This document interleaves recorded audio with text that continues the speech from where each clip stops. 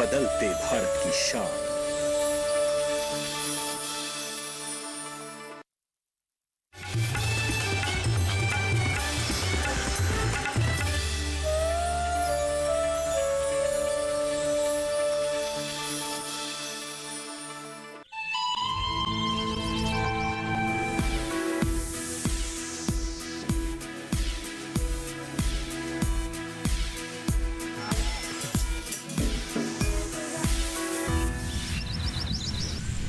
नमस्कार, आप सभी का स्वागत कृषि परिक्रमा में। मैं हूं मुकुल शर्मा।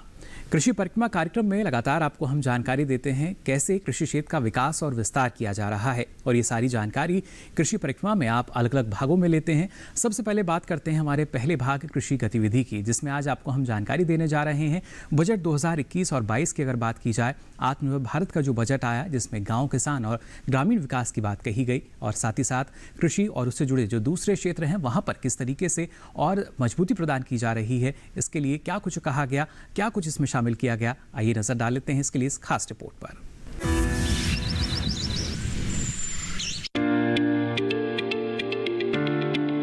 प्रधानमंत्री श्री नरेंद्र मोदी जी के नेतृत्व वाली सरकार ने किसानों, पशुपालकों और मछली पालन के क्षेत्र से जुड़े लोगों को आत्मनिर्भर बनाने का बीड़ा उठाया है। चाहे वो आत्मनिर्भर भारत के तहत कृषि और किसानों के लिए दिए गए पैकेज हों, या फिर 1 फरवरी को संसद में पेश किए गए बजट में गांव, किसान और कृषि के लिए की गई घोषणाएं हों। पशुपालन भारतीय अर्थव्यवस्था में कृषि का एक महत्वपूर्ण उपक्षेत्र है। इसी बात को ध्यान में रखते हुए बजट में पशुपालन, डेयरी और मत्स्य पालन के क्षेत्र को सहायता प्रदान करने के लिए अहम कदम उठाए गए हैं। बजट में सरकार ने कृषि लोन के लक्ष्य को बढ़ा दिया है। किसानों को पर्याप्त कर्ज उपलब्ध कराने के लिए सरकार ने वित्त वर्ष में कृषि कर्ज का लक्ष्य बढ़ाकर 16.5 लाख करोड़ रुपए कर दिया। वित्त मंत्री ने बजट भाषण में कहा था कि हम पशुपालन, डेयरी और मत्स्य पालन के लिए ऋण प्रवाह सुनिश्चित करने पर ध्यान केंद्रित करेंगे। यानी सरकार ने पशुपालन, डेयरी और मछली पालन से जुड़े किसानों की आमदनी बढ़ाने पर फोकस किया है। आत्मनिर्भर भारत अभियान प्रोत्साहन पैकेज के हिस्से के रूप में सरकार ने 15,000 करोड़ रुपए का पशुपालन अवसंरचना विकास निधि बनाया। इसके जरिए डेयरी प्रसंस्करण और वैल्यू एडिशन इंफ्रास्ट्रक्चर के निर्माण, मांस के प्रसंस्करण और वैल्यू एडिशन इंफ्रास्ट्रक्चर निर्माण, पशुओं के लिए चारा उत्पादन संयंत्र बनाने के लिए निवेश करने वाली निजी उद्यमियों, निजी कंपनियों, MSME और FPO सहित MSME को प्रोत्साहित किया जा रहा है। इतना ही नहीं, सरकार ने राष्ट्रीय पशु रोग नियंत्रण कार्यक्रम भी शुरू किया है। इस योजना का मकसद सभी मवेशियों, भैंसों, भेड़ों, बकरियों और सुअरों को पैर और मुंह के रोग व ब्रुसेलोसिस से बचाव के लिए उन्हें FMD का टीका देना है। बात अगर मछली पालन की करें तो बजट में समुद्र और देश में आधुनिक मछली बंदरगाहों और मछली लैंडिंग केंद्रों के विकास के लिए निवेश की बात कही गई है। 5 प्रमुख मछली बंदरगाहों को आर्थिक गतिविधियों के केंद्र के रूप में विकसित किया जाएगा। साथ ही सीवेज उत्पादन को बढ़ावा देने के लिए तमिलनाडु में बहुउद्देशीय सीवेज पार्क बनाने की बात भी बजट में कही गई। मछली पालन को बढ़ावा देने और इससे जुड़े लोगों के उत्थान के लिए सरकार ने प्रधानमंत्री मत्स्य संपदा योजना भी शुरू की हुई है। प्रधानमंत्री मत्स्य संपदा योजना की अनुमानित लागत 20,050 करोड़ रुपए है। इस योजना से मछली पालन के क्षेत्र से जुड़े मछुआरों, मछली किसानों, मछली श्रमिकों, मछली विक्रेताओं और अन्य हितधारकों को फायदा हो रहा है। मत्स्य योजना का मकसद नीली क्रांति के जरिए देश में मछली पालन क्षेत्र के सतत और जवाबदेह विकास को सुनिश्चित करना है। प्रधानमंत्री मत्स्य संपदा योजना पूरे 5 साल के लिए लागू की गई है। योजना वित्त वर्ष 2020-21 से 2024-25 के दौरान लागू रहेगी। आपको बता दें कि सरकार ने मई 2020 में मछुआरों और पशुपालन उद्योग से जुड़े कृषक समेत 2.5 करोड़ किसानों को किसान क्रेडिट कार्ड के जरिए 2 लाख करोड़ रुपए का रियायती कर्ज देने की घोषणा की थी।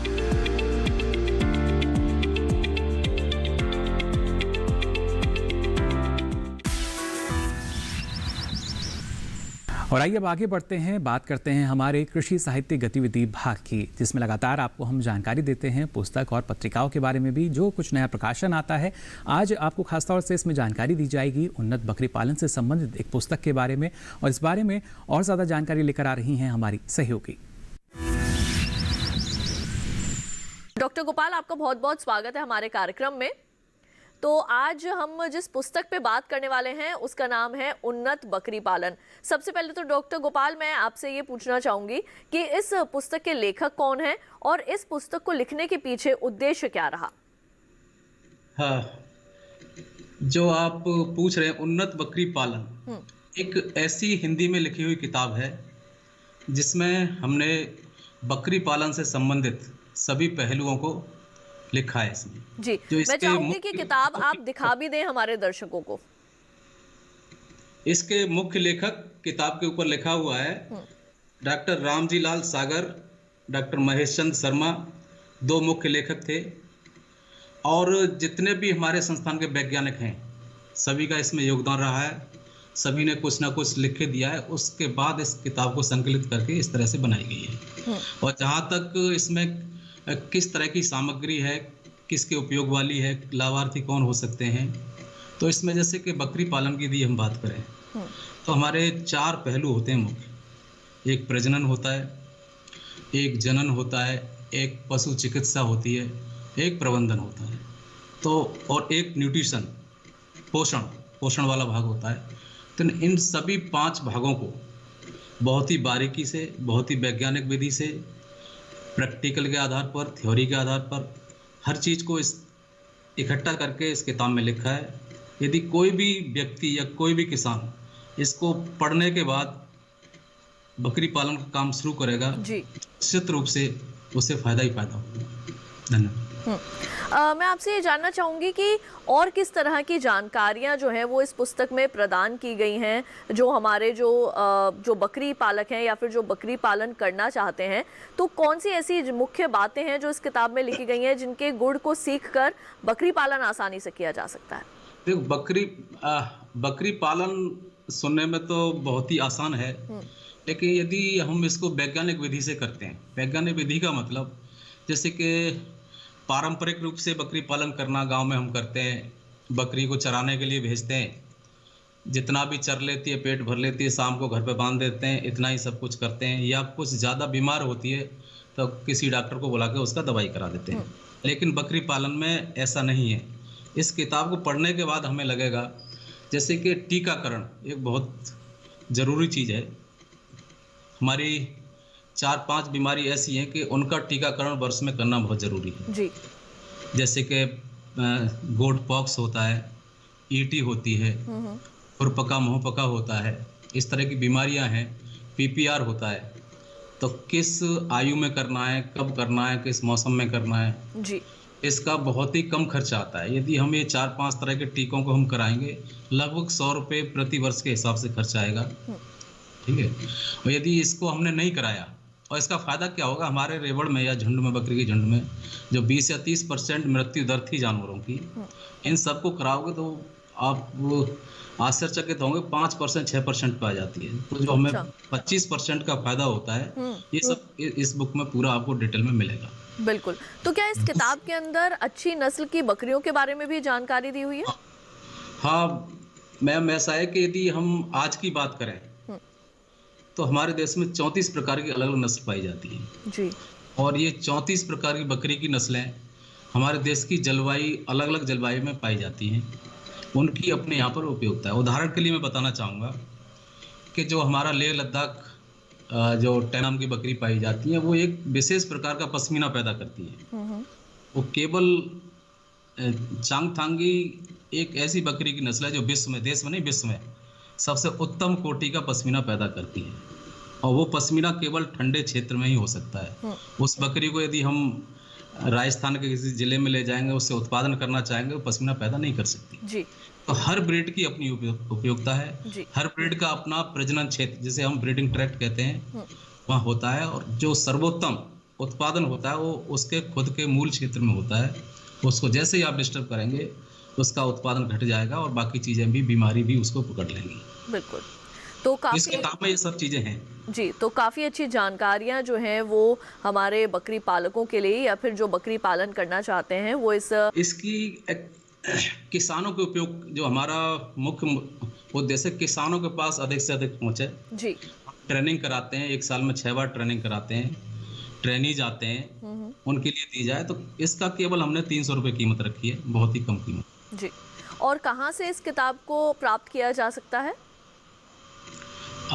इस किताब को केवल जो हमारा केंद्रीय बकरी अनुसंधान संस्थान मखदूम फरे मथुरा, यदि अभी वर्तमान में मैं स्थिति बता दूं कि इसकी इतनी डिमांड रही है कि वर्तमान में इसकी प्रतियां हमारे पास नहीं है, और इसकी डिमांड को देखते हुए हमारा संस्थान इसको पुनः प्रिंटिंग करा रहा है।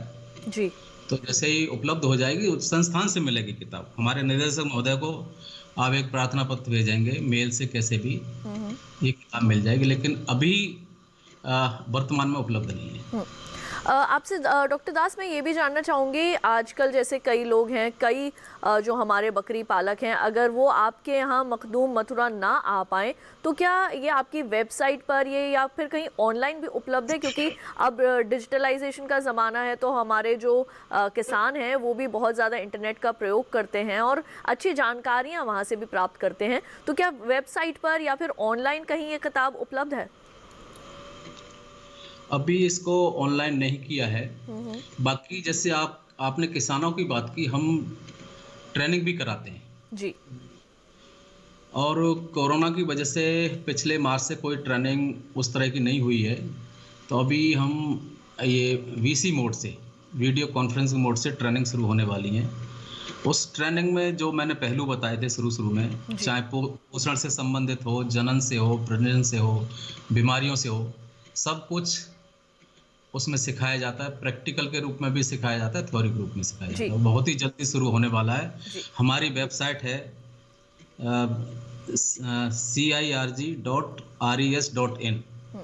तो ये हमारी ऐसी वेबसाइट है, इस पर हमारे यहाँ क्या क्या सुविधा किसानों को मिल सकती है, किसानों को, बकरी पालकों को, सब कुछ अवेलेबल है। ट्रेनिंग कब होनी है जी, सब कुछ आपको जानकारी मिल जाएगी। बिल्कुल। तो डॉक्टर दास, अब आप हमारे साथ जुड़े और इतनी अहम जानकारी आपने इस पुस्तक के संबंध में हमारे बकरी पालकों तक पहुंचाई, उसके लिए आपका बहुत बहुत शुक्रिया। तो इसी के साथ कार्यक्रम में वक्त हो चला है एक छोटे से ब्रेक का। जल्द लौटेंगे वापस, आप कहीं मत जाइए, देखते रहिए दूरदर्शन के साथ।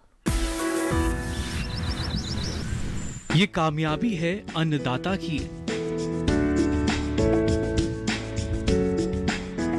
ये कहानी है खेत और खलिहानों की। कैसे करें अपने पशुओं की देखभाल, जानिए गांव-गांव के किसानों का हाल। देखिए गांव किसान, सोमवार से शुक्रवार दोपहर 12 बजे, सिर्फ डीडी किसान पर। बीमारियों से कैसे बचेगी फसल, मवेशियों की मुश्किलों का क्या है हल, कहां से लाएं बीज, कितनी लगेगी खाद, किसानों के हर फोन का विशेषज्ञ देंगे जवाब।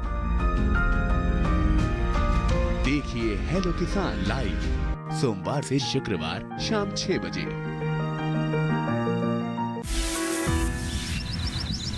ब्रेक के बाद आप सभी का एक बार फिर स्वागत कृषि परिक्रमा में। अब आइए बढ़ते हैं आगे और बात करते हैं हमारे कृषि शिक्षा भाग की, जिसमें लगातार आपको हम जानकारी देते हैं किस तरीके से कृषि शिक्षा का जो महत्व है अब हर कोई समझ रहा है और इसका भी एक बदलता स्वरूप हमारे सामने आ रहा है। क्या इसमें कुछ खास है, आइए देखते हैं। तो किसान भाइयों बहनों, हमारे आज के कृषि शिक्षा खंड में ज़्यादा बातचीत करने के लिए हमारे साथ मौजूद हैं डॉक्टर राजवीर सिंह नागर जी। डॉक्टर नागर, आपका बहुत बहुत स्वागत है हमारे कार्यक्रम कृषि परिक्रमा में। तो डॉक्टर नागर, आज जो हमारा ये कृषि शिक्षा खंड है, इसमें आज हम आपसे कृषि शिक्षा के संबंध में जानकारियाँ लेंगे। हमारे जो युवा हैं वो आज एक बार फिर से कृषि के अंदर जो है वो अपना रुझान दिखाते नज़र आ रहे हैं। तो किस तरह से उन्हें कृषि शिक्षा की ओर आकर्षित किया जाए, सबसे पहले तो मैं आपसे ये जानना चाहूँगी। आपने बहुत सही कहा कि उनका रुझान निश्चित रूप से बढ़ रहा है, क्योंकि गत वर्ष जो छात्रों ने कृषि शिक्षा के जो इम्तिहान है उसमें भाग लिया था, वो पिछले वर्षों से 60% अधिक थे। तो ये दिखाता है कि उनका रुझान तो निश्चित रूप से बढ़ रहा है, लेकिन उनको और ज़्यादा आकर्षित करने के लिए, जो कि बहुत ज़्यादा टैलेंटेड बच्चे इसमें आए, तो कृषि में बहुत सारे सुधार किए गए। एक तो ये कि जिस तरह से एक नेशनल टेस्टिंग एजेंसी जो मेडिकल, इंजीनियरिंग इन सब का टेस्ट लेती है, वो ही कृषि का जो एग्रीकल्चर का जो एंट्रेंस एग्जामिनेशन होता है उसको वो ही कंडक्ट करती है। दूसरे जो बहुत सारी फेलोशिप्स जो हैं इसमें मौजूद हैं, अंडर ग्रेजुएट लेवल पे, पोस्ट ग्रेजुएट लेवल पे, डॉक्टरेट लेवल पे, जैसे NTSPG की स्कॉलरशिप है, और जो PhD है उसमें JRF 2 साल के लिए और SRF लास्ट ईयर के लिए जो, तो इस तरह से बहुत अट्रैक्टिव फेलोशिप्स उसमें हैं। और इसमें फॉरेन एक्सपोजर भी है, UG लेवल से ही वो शुरू हो जाता है, ताकि जो बच्चे हैं वो ग्लोबल लेवल पे क्या दुनिया में हो रहा है इसके बारे में वो जान सकें, समझ सकें, और एक ग्लोबली वो कॉम्पिटेंट हो सकें जो। तो इसलिए ये शिक्षा को बहुत ज़्यादा आकर्षक बनाया गया।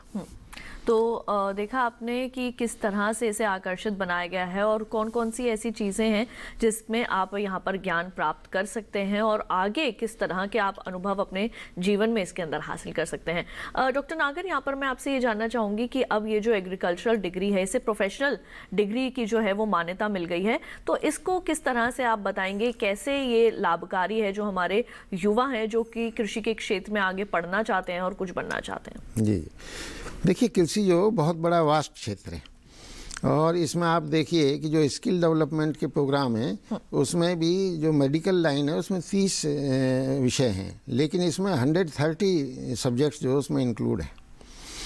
तो जहाँ तक इसका प्रोफेशनल डिग्री होने का सवाल है, अब कृषि शिक्षा में जो BSc करते हैं लड़के, BSc ऑनर्स की डिग्री उनको होती है, वो 4 ईयर डिग्री कोर्स है। तो जो पहला साल है उसमें हम केवल जो ट्रेडिशनल टाइप की जो ज्ञान है उसको देते हैं। सेकेंड ईयर में जो टेक्नोलॉजी है, एडवांस टेक्नोलॉजी है, उसके बारे में उन्हें बताया जाता है, और थर्ड ईयर में उनकी क्रिएटिविटी और उनका इनोवेशन बरकरार है, इसको करने की कोशिश की जाती है। और जो लास्ट ईयर है उसमें हमने बहुत सारे जो जैसे वो स्टूडेंट रेडी वाले जो आइटम्स हैं उन सबको रखा है, जिसमें रूरल वर्क एक्सपीरियंस एक पार्ट है उसका, और एक्सपीरियंशियल लर्निंग दूसरा है उसमें, और इंडस्ट्री के साथ भी टैग कर देते हैं उनको, ताकि उनको प्लांट में जा कर के पूरी तरह से एक अपना उद्यम विकास करने के लिए एक पूरा एक्सपोजर उनको मिले। और हैंड ऑन ट्रेनिंग भी है और स्किल डेवलपमेंट भी है। तो स्किल डेवलपमेंट में बहुत बड़े क्षेत्र हैं जो उसमें बताया जाता है कि आपको किस तरह से अपना प्रोजेक्ट बनाना है, किस तरह से एक्सपेरिमेंट लेआउट करने हैं, किस तरह से आगे को बढ़ना है। एक फुल फ्लेज रूप में आपको एक तरह से एंटरप्रेन्योर बनना है, उद्यमी बनना है, ताकि आप जॉब प्रोवाइडर हों, जॉब सीकर ना हो, आप रोजगार देने वाले बने, ना कि रोजगार खोजने वाले जो। तो इस उद्देश्य को रख के इसको प्रोफेशनल डिग्री का दर्जा दिया गया। तो जी बिल्कुल, तो कुल मिला के अगर हम बात करें तो कृषि के क्षेत्र के अंदर काफ़ी सारी जो चीज़ें हैं वो हमारे युवा, जो हमारे किसान हैं, उनको जो है वो आगे देख सकते हैं, उसमें आगे जो है वो अपना फ्यूचर जो है, अपना भविष्य जो है वो बना सकते हैं। तो डॉक्टर नागर, आपने बहुत अच्छी जानकारी दी कृषि शिक्षा के संबंध में, खासकर हमारे उन युवाओं के लिए जो कि कृषि के क्षेत्र में आगे बढ़ना चाहते हैं। आपने इतना समय दिया, उसके लिए आपका बहुत बहुत शुक्रिया। और आइए अब आगे बढ़ते हैं हमारे अंतिम भाग की तरफ, जिसका नाम है कृषि सांस्कृतिक झलक, जिसमें लगातार आपको हम दिखाते हैं ना सिर्फ हमारे लोकगीत बल्कि लोक परंपराएं जो हैं, जो हमारी खासतौर से संस्कृति रही है, उसकी एक झलक आपको देखने को मिलती है। आइए देखते हैं इसमें क्या है आज खास।